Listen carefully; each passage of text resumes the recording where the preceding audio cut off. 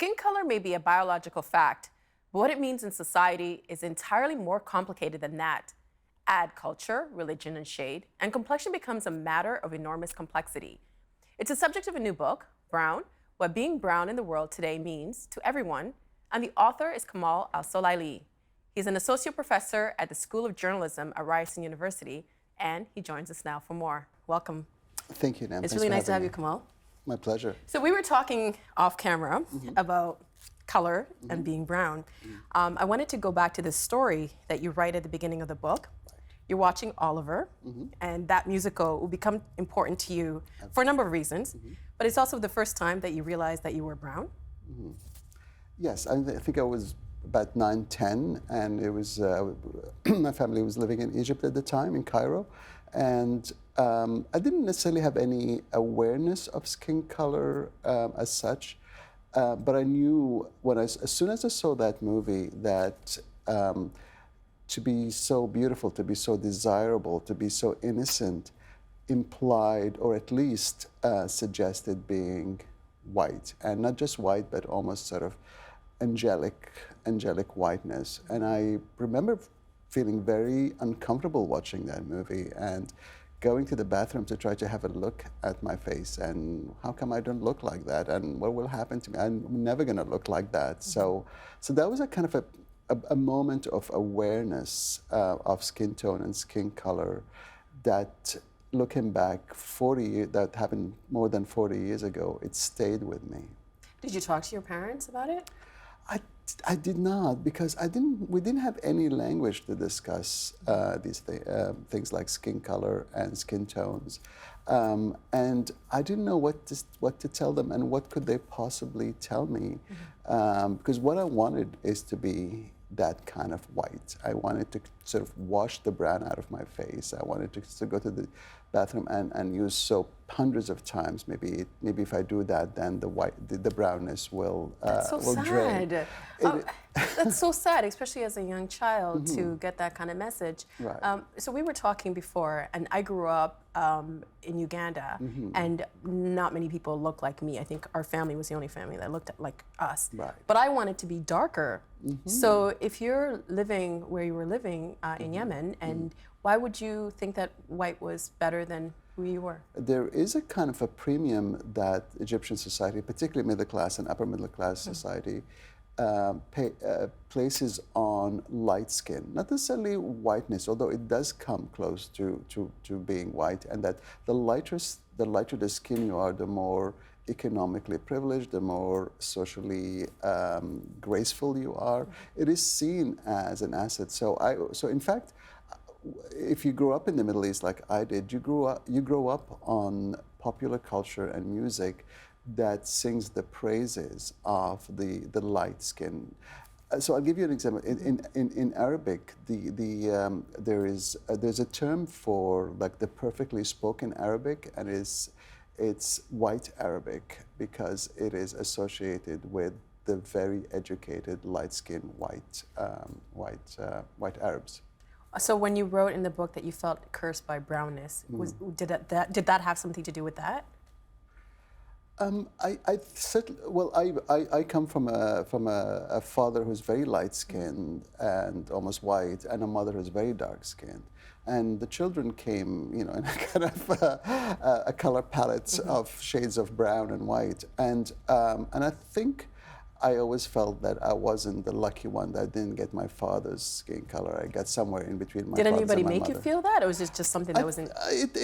The conversations in our family kind of did cover some of that, but not necessarily to make us feel bad, but just to point out that you look more like your father's skin. However, my father was actually very conscious of the fact that he married a dark-skinned woman, and he constantly, like whenever they would fight, he would constantly remind her of that fact. That she was lucky that he married her. That he married her, or that he married beneath him, basically, yeah. Wow. I want to read something that actor, comedian Aziz Ansari wrote in the New York Times last year.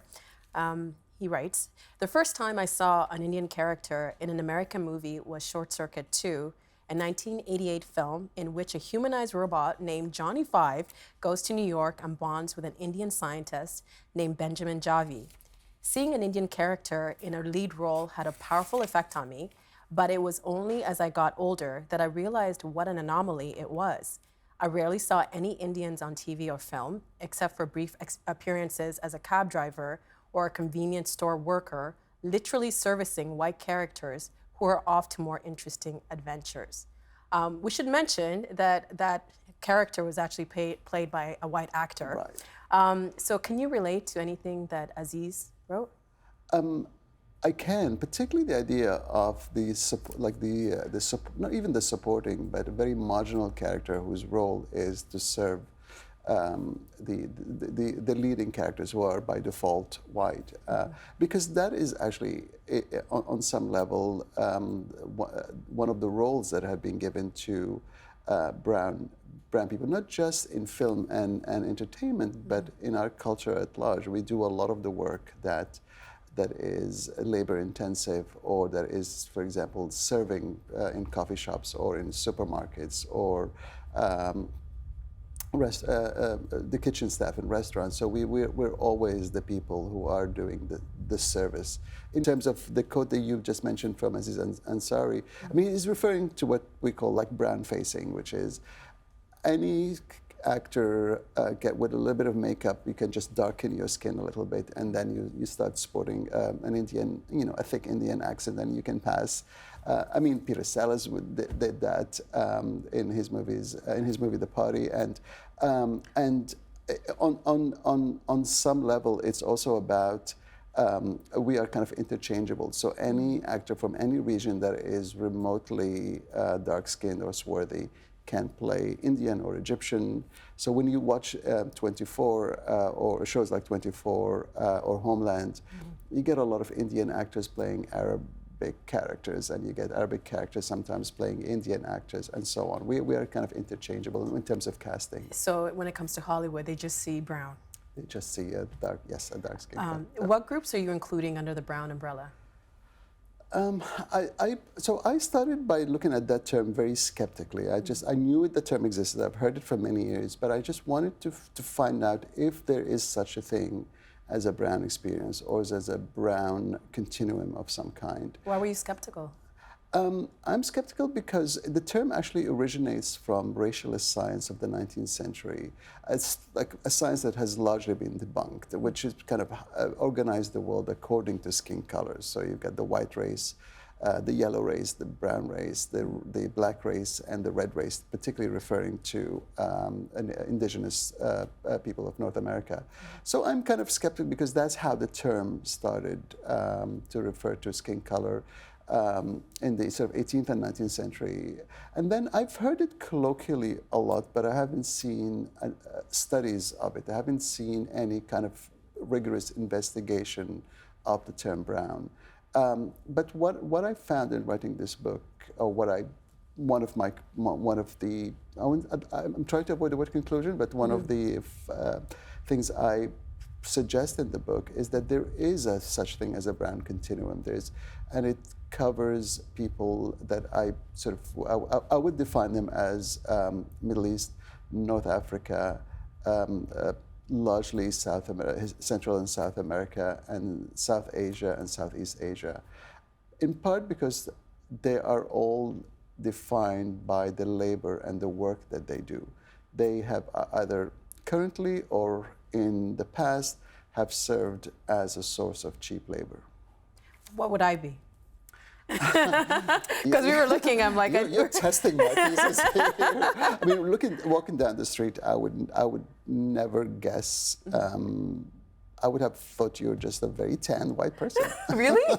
Even this nose? Well, maybe the hair gives it away a little bit, but then, but that cut could also be it's just fashionable as well. So, but it's hard to actually pinpoint given the global history and the history of colonization, people moved around the world alongside the empire. So you have Indians living in Africa and Africans living in India, and then all of them moving to to Europe and then to North America and then so it's just the global movement of people also meant that they met,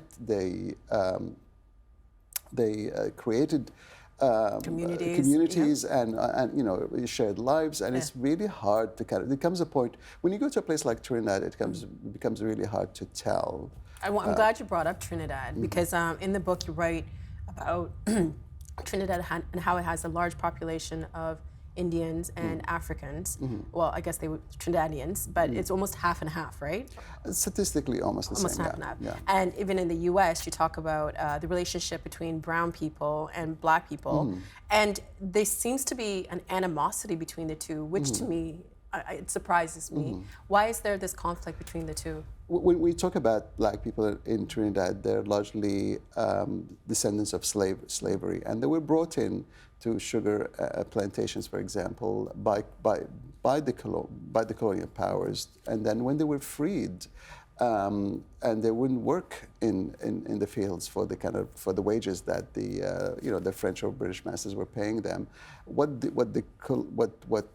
Britain did is that they just brought in indentured labor from India and South Asia. And what was the difference between indentured labor versus slavery? Well, by that point, slavery was abolished in Trinidad. So, and then indentured labor is a kind of a contract. Say 5 years, you come in, you work there, and then at the end of 5 years, you choose whether you want to stay or take a passage back to India. And they also gave them land in some situations? And they gave them land as well. So there was a resentment because of a number of African, black Trinidadians felt that they did not get the same deal when they were freed.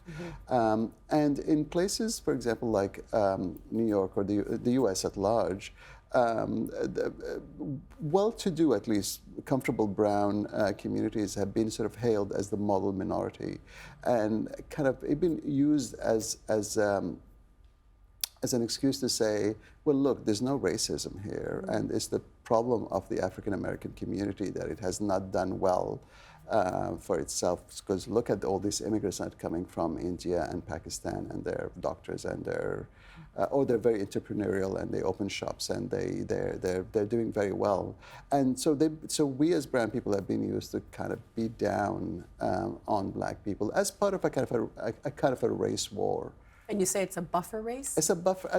I do like this term. I didn't invent it. I wish I did, but I like this term. And it's sometimes it actually again comes from racialist science of the 19th century, where white is at the top of the racial ladder and black is at the bottom, and there's a category in between that is largely brown, and it's sometimes used to basically put pressure downward on black people, to put black people down, or to silence protests by black people, because we are seen as a group that has, in some cases, done very well for itself, and yet we're not light-skinned enough to be white. Some people would also argue that maybe brown people have done better because they have privilege, because they have lighter skin, right? And brown people, by and large, like the privilege of brown skin, and they by the same token, they fear the disadvantages of blackness. You also write something that I found really interesting, like in the States, you know, brown people, like when we're talking about Mexicans, they are at risk of being sent away, but whereas African Americans, they don't have that. Right. So, I mean, so the experience of racialization and the experience of racism will be very different between the African American community and the Hispanic community, which is the large brown community in the U.S., because the African American community will be placed in a discourse around criminality, for example, sort of urban ghettos, and the encounter between white police officers and young black men. Sort of the image of the black men as a dangerous person, whereas Hispanics find themselves in a different kind of conversation that have to do with job stealers, for example, people who accept work below minimum wage, and also illegal. The fact that their presence is illegal, they're undocumented. And as I'm sure you know from the kind of the rhetoric of Donald Trump last summer, they're seen also as bringing kind of seen crime. as things and you read about this thing which I think is so fascinating about color psychology. What is that? So color psychology is it is a branch of psychology, and it is it tries to suggest that the impact of color is not just visual, but is also a kind of works deeply on a psychological level. So we are actually reacting to colors not just in terms of visual palette, but also they affect our emotional states, and they affect how we feel, and maybe even what we do after that. And where does the color brown rank in terms of people's favorite colors? It's not I mean, color psychologists don't think of it as a kind of a star color. In fact, it is one of the least favorite color in color psychology, and people find it ironically alongside sort of orange and yellow as like really kind of colors to stay away from. I talked to... I'm wearing orange. No, actually, I find that a bit odd, but it is, well, it looks very lovely on you, by the way. Look, I don't like the color brown in clothes at all. You'll notice that I'm not wearing anything in brown. Maybe brown shoes is as close as I come to it. But brown is a color that sort of absorbs light and does not reflect it back. So it's great for floors, for example, because it also hides dirt. It is great so I talked to a custom designer, colleague of mine at Ryerson, and she said whenever she wants a character and she doesn't want attention drawn to them, she dresses them in brown. Whereas black has an avant-garde, equally dark color has an avant-garde, chic. So if you want someone on stage and then you want to sort of divert attention from them, have them wear something kind of brown. And so everything from UPS choosing brown as its color has something to do also with durability, because so their trucks in the early 20th century traveling on dirt roads would not be, so they will absorb the dirt much more easily. So it's a complicated color. It's more of a background color, but it's never allowed to get prime time. And you say you avoid red? I do avoid red. Why do you avoid red? Well, I grew up on a saying in Arabic that if you want a dark-skinned person to be the butt of jokes, you make them wear red, because basically they look like a monkey's behind. So I grew up with this incredibly racist saying, and so hurtful. So I always lived in fear of anybody giving me a red shirt or red item of clothing, because that's meant, in Arabic culture, you wear the gifts that people give you like right away. And it's like, oh God, please, please, please don't let that be a red shirt. No, as an adult, do you wear red at all? Or do you still, it's kind of like... I don't actually, I don't. It's amazing how many things from my childhood have just stuck. And I don't think I've ever worn or bought any item in red in my life. I mean, it's a really horrible thing to say.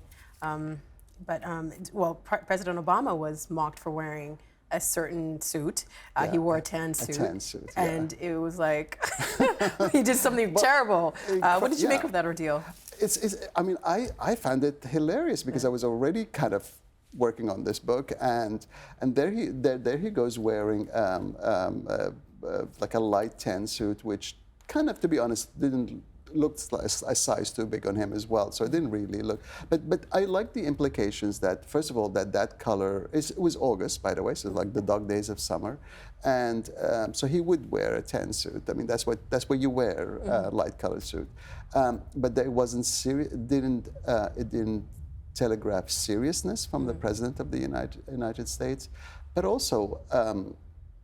A suit like that in that color has some class association, because the impression that at least right-wing bloggers made is that kind of, he still looks like that African American you see in Harlem, or like you see walking the streets in Harlem wearing something that is not worthy of a president of the United States. Well, I wanted to get into something that's related to Hollywood in a sense. I wanted to talk to you about colorism. Can you define colorism for us? Certainly. I mean, it's a term that actually began with, in relation to the African American community specifically.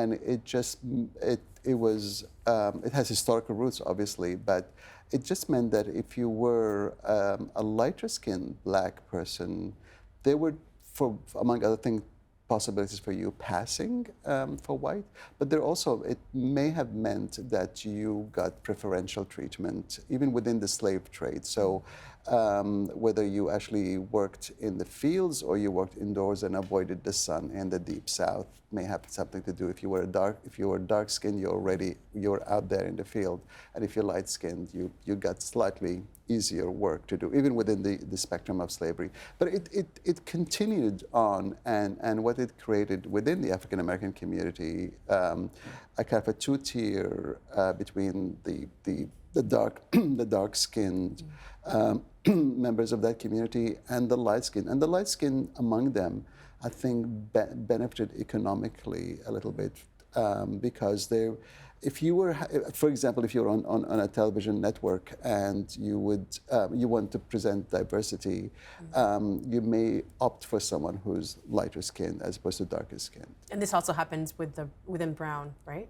Absolutely within Brown. It's very rare that you see, at least in the North American model, a completely dark-skinned brown person in roles of visibility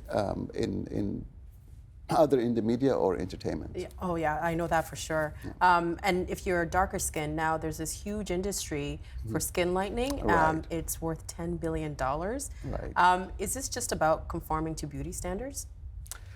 It's remarkable because it is also an economic imperative for some of the, and largely women who use it. Although when I was in Qatar, I picked up some of those creams that target men. So for women it's fair and lovely, for men it would be fair and handsome. And it is, I mean, they're very harmful because they do include carcinogenics, and it's not so much about whiteness, but about appearing lighter in skin, because there's an assumption that you might do better in society. You might get better jobs, better contracts, maybe get a raise because your skin is lighter, and therefore we want you to be around. Or even be more desirable. And be more, and of course, there's, I mean, the bulk of the skin lightening creams and the skin lightening industry among dermatologists in Asia and in the Gulf and the Middle East is around the marriage market, basically. So if you want, the doctor I spoke to in Sri Lanka, the dermatologist I spoke to in Sri Lanka, his business, witnesses a huge uptick around the wedding season because all the brides come in and they just want to be lighter in skin by the time their wedding day rolls around. I want to show you one last image, and this one is of Louisiana Governor Bobby Jindal. So last year, a blogger tweeted out this photo of the governor next to a portrait painted by a supporter. What does this incident say about colorism? I find that, I had to include that in the book because it just, the two things here, there is the painter himself, who saw Bobby Jindal, who is a very dark-skinned brown man, and like from this, not only from Indian background, but also lives in the South, so exposed to the sun, and painted him in such light colors that I write in the book that if I didn't know, I would have thought that's Pierce Brosnan or some Hollywood actor. So someone that didn't look like him. Like some white. Not only were his skin lightened to the point of whiteness, but also his features were less Indianized. But the fact that Bobby Jindal also placed that in the governor's house kind of to me suggested that he liked that image of himself. He liked to be seen as lighter skinned. Now, this is not the official portrait. So his assistant or his a staffer then tweeted the actual portrait inside the governor's house. But even that has a kind of like an odd orangey tone to it. It does not reflect the skin color you see when he shows up on CNN or Fox News or something. I think that kind of stuff is important when it happens because it creates that conversation, you know? A conversation about someone who also happens to be so right-wing, and so, for example, in this case, like strongly anti-Muslim, that he wants to be completely disassociated from that other undesirable group of brown people. He just wants to be almost seen as white. Which leads me to another question. So how united is the brown world then? It's not, and it should it should not be united. I mean, I'm not. By no means am I suggesting a kind of a manifesto for rise up to power brown people. What I'm saying is that they need at least to be aware that of common grounds and common experiences. I was struck, I traveled around the world for this book. I was struck by how similar, for example, the experience of undocumented Mexican workers in Arizona to Filipino domestic workers in Hong Kong. Now they're worlds apart, countries apart. Worlds apart. I mean, different cultures, different cultural groups, different ethnic groups, and yet their experiences each experience echoes in the other. And what I would want them to do is to think about the things that binds them rather than the things that separate them. So we're going to talk more about that because you're going to be back on the show again tomorrow. So thank you so much. And we'll see you tomorrow for a look at the global context of brown. Help TVO create a better world through the power of learning. Visit TVO.org and make a tax-deductible donation today.